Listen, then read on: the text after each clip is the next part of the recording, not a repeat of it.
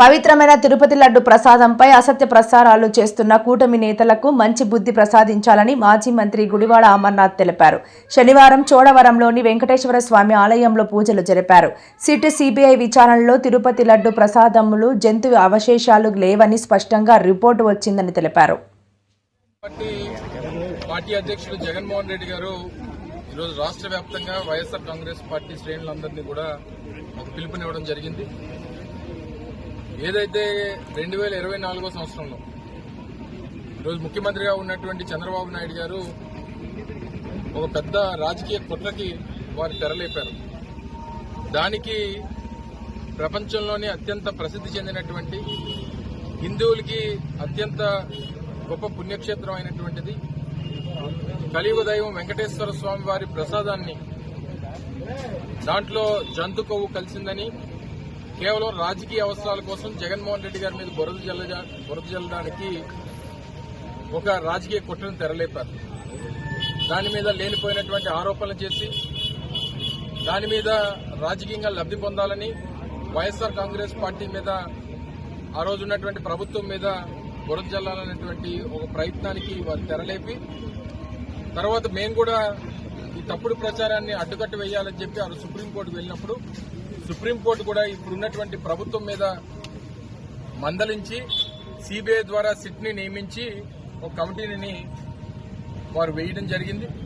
ఈరోజు సిట్ ఇచ్చినటువంటి రిపోర్ట్ ప్రకారం ఎక్కడా కూడా తిరుపతి ప్రసాదంలో జంతు కొవ్వు లేదు అనేటువంటిది వారి నిర్ధారణ రావడం జరిగింది. మొదట్లో మేము కూడా చెప్పాం, ఎన్డీడీబీ ఇచ్చినటువంటి రిపోర్ట్స్ కానీ లేదా నెల్లూరులో ఉన్నటువంటి ల్యాబ్లు ఇచ్చినటువంటి రిపోర్ట్స్ కానీ ఎక్కడా కూడా మీరు ఏం చేసినా మీరు లేనిపోయినటువంటి తప్పుడు ఆరోపణలు ప్రసాదం మీద చేస్తున్నారనేటువంటి మాట చెప్పడం జరిగింది. ఈరోజు ఏదైతే వారు దాఖలు చేసినటువంటి ఛార్జ్షీట్లో ఎక్కడా కూడా యానిమల్ ఫ్యాట్ అనేటువంటిది లేదు, ఇది ఒక విష ప్రచారం అనేటువంటి మాట ప్రపంచానికి తెలియజెప్పేటువంటి కార్యక్రమం జరుగుతూ ఉంది. అంటే రాజకీయ అవసరాల కోసం కలియుగ దైవం అయినటువంటి వెంకటేశ్వర స్వామి వారి ప్రసాదాన్ని కూడా మీరు నీచ రాజకీయాలకు వాడుకునేటువంటి దుస్థితికి ఈ ముఖ్యమంత్రి ఈ ప్రభుత్వంలో ఉన్నటువంటి పెద్దలు మీరు ముందుకొచ్చారంటే అంటే మీకు దేవుడి మీద భయం, దేవుడు అంటే భయం లేదు, ప్రజలన్నా భయం లేదు, కేవలం అధికారం కోసం ఏ గడ్డైనా కరవడానికి మేము సిద్ధంగా ఉన్నాం, మేము సిగ్గు లజ్జ అన్ని వదిలేస్తాం అనేటువంటి విధంగా మీరు వ్యవహరించినటువంటి తీరుని మీకు మంచి బుద్ధి ప్రసాదించాలని చెప్పి ఈరోజు ఆ స్వామివారిని, వెంకటేశ్వర స్వామి వారిని కోరుకోవడం జరిగింది. ఇది రాష్ట్ర వ్యాప్తంగా పెద్ద ఎత్తున కార్యక్రమాలు జరుగుతూ ఉన్నాయి.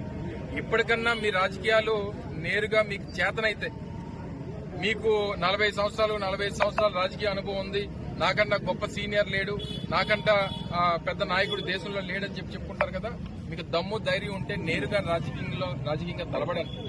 దానికోసం మీరు రాజకీయంగా మీ అవసరాల కోసం దేవుణ్ణి రాజకీయాల్లోకి లాగొద్దు. మీతో పాటు ఉన్నటువంటి పవన్ కళ్యాణ్ గారు అయితే ఆయనకి ఎప్పుడూ గుర్తులేనటువంటి సనాతన ధర్మం గుర్తొచ్చింది. ఆయన వెళ్లి గుడిమెట్లు కడిగారు, ఇదేదో పాపం జరిగిపోయినట్టుగా చిత్రీకరించేటువంటి ప్రయత్నం చేశారు.